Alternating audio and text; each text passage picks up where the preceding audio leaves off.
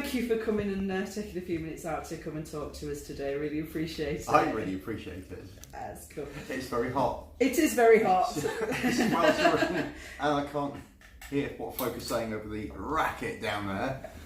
And so I'm just politely nodding and shaking hands, but it's been wonderful here.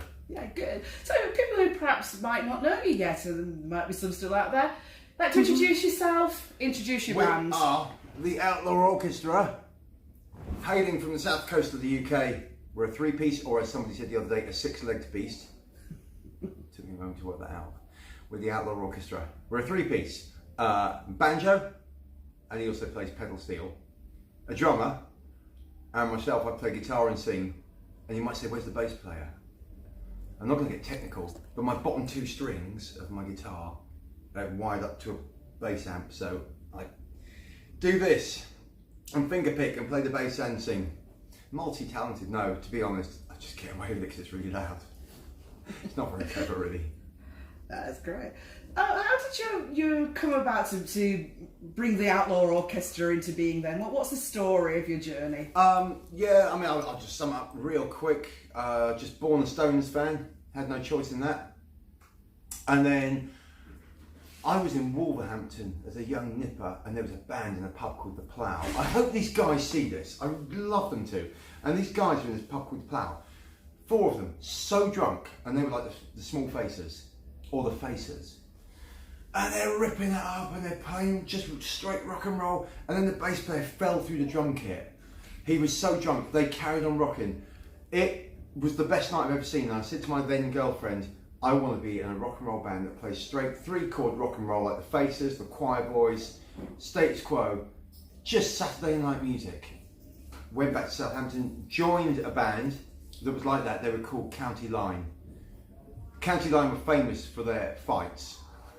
And so I joined them, and a week in they said, we'll do an introduction party. Dave, you come join the band, meet the others. And at that party, there was a fight with a lawnmower, and there's a bass player and a drummer fighting with a lawnmower, one trying to plug it in to get the other one.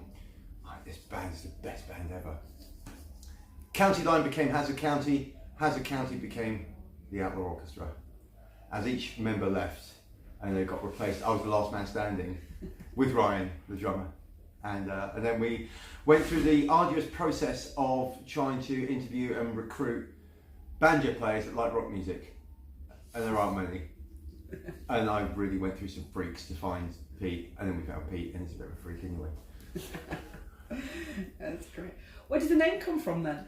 Nobody ever asked this. I should tell the truth, but I'm not going to.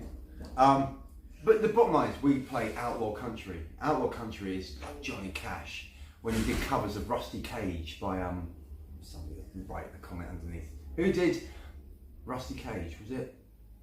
Can't remember. Anyway, Johnny Cash did a cover of it, and it just was badass. It was outlaw country, but with a rock groove to it. And I went, that's what we're doing. We're going to do country. Metallica or Sabbath meets Johnny Cash. It's got to be somewhere in the middle. And it's good because you can play loud, hard rock, but you just got that twang. They ain't got that twang.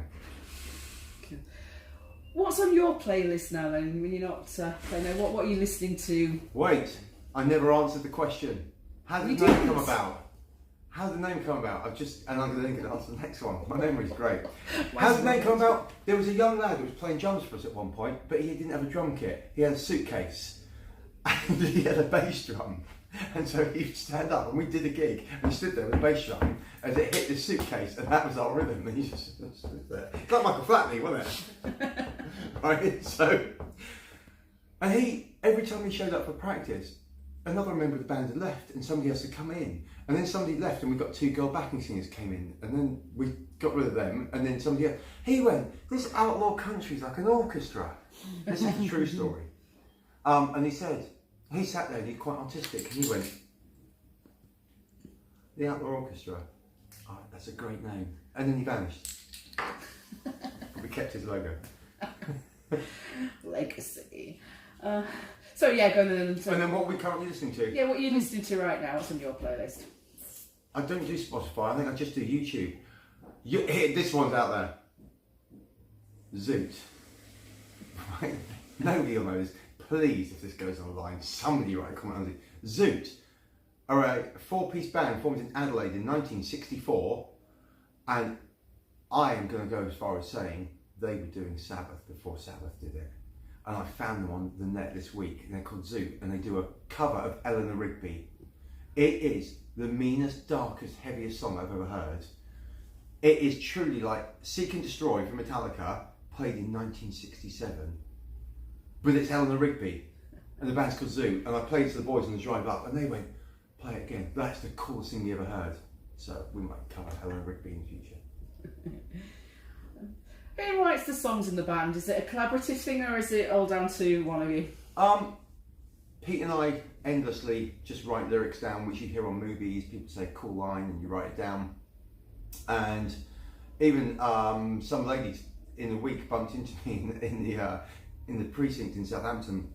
If you look online on the Outlaw Orchestra's Facebook page, there's a picture of me with nothing on.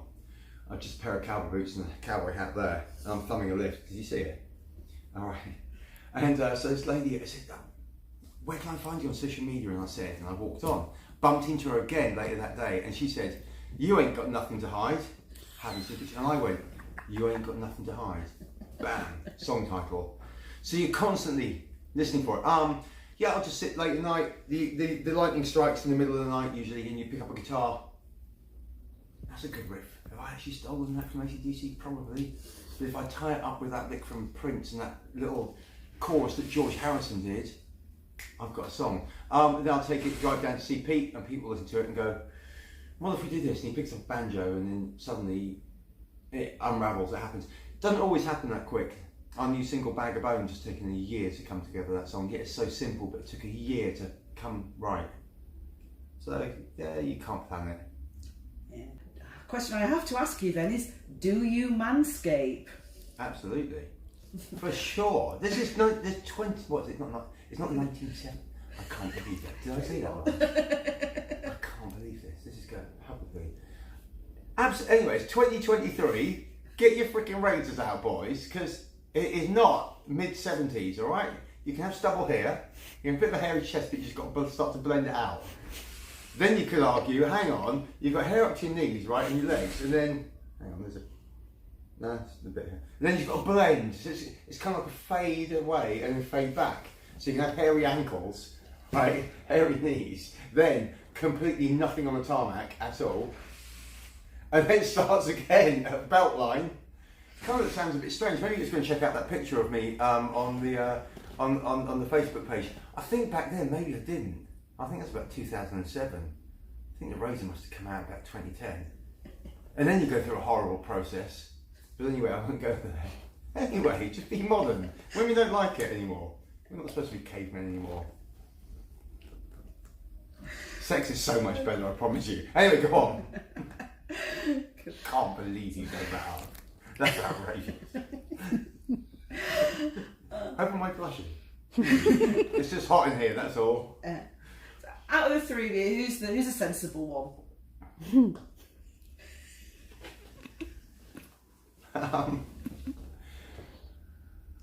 It depends what we're dealing with. It depends what the situation is. I'm certainly the laid back one who just rolls with it and doesn't worry about deadlines or showing up on time. Pete very much likes to show up on time. And Ryan, I just don't ask him. So yeah, I probably create stress. So maybe I'm not the sensible one. So who's the class clown then? Yeah, it'd be myself. Yeah, I can't do anything serious. It's rock and roll, it can't be serious. It's got to be Saturday night every night of the week. If it were my round, what would you be drinking? Earl Grey. For sure. It is. I mean, this isn't Earl Grey, this is PG Tips. It's not even Yorkshire tea bags in Yorkshire. But yeah, we got stuck in a studio for 10 days and all they had was Earl Grey. I have to roll with it. By the end of 10 days, I then became a connoisseur of Earl Grey. This sounds really sensible.